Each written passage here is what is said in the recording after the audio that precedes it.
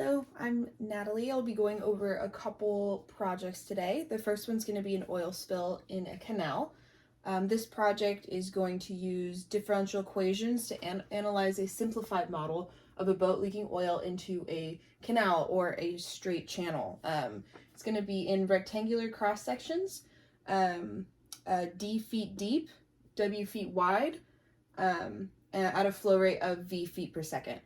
The oil is going to be presumed to be a thin layer of thickness, S, which is this one right here, on top of the water, and it's not going to be mixed. That means it's going to do a uniform filling of cells, excuse me. An added bit of information also is that we can tell that the first cell is the only one that's full and the other cells are empty.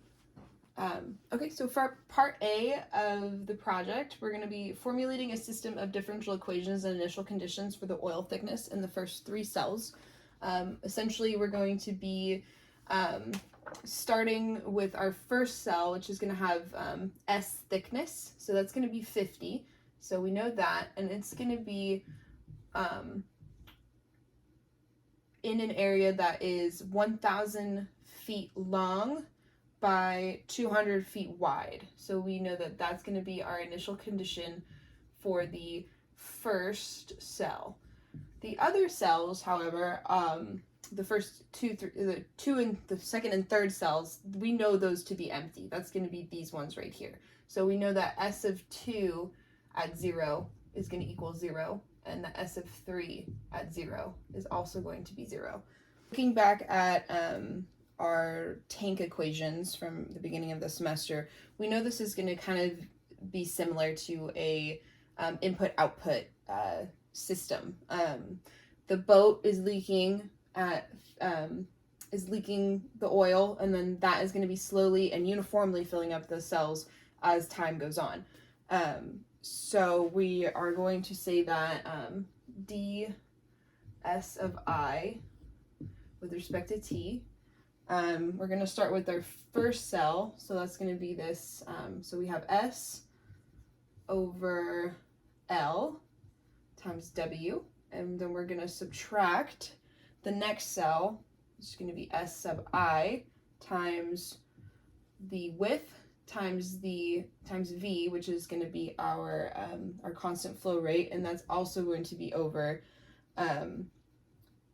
SLW. So it's going to be our thickness, our known thickness, our length, and our width, and then that's going to subtract SI minus 1 for the next cell and the next cell of T. Sorry, this is also supposed to be of T, times width times the rate, and also over SLW. Part B, we're going to be solving for S1 of T, which is going to be our first cell. So from part A, we're going to take the system that we created, and we're going to use separation of variables with respect to T. We're going to isolate dt. Let's just do that. Okay, so we're going to essentially just switch these two. So we're going to have dsi all over this big S, S over LW minus SI T plus S1 of T. So now our S variables are on one side and our T variables are on the other. Okay, so now we can integrate both sides from 0 to T. Alright, so that right hand side is super easy. So let's just focus on the left hand side. So we know that log functions, when we integrate them, are fractions. When it's 1 over x, it's just the natural log of x. So we can use that same rule here. Essentially, we're just going to have s, the natural log of what's down here in this section. So we're going to write this. All right, and this is equal to just t. All right. And now from here, we're going to solve for S1, S sub 1, excuse me. So we're going to raise this to E, and get do S 1 of T. That's going to be equal to S over dw, plus S of B minus S naught.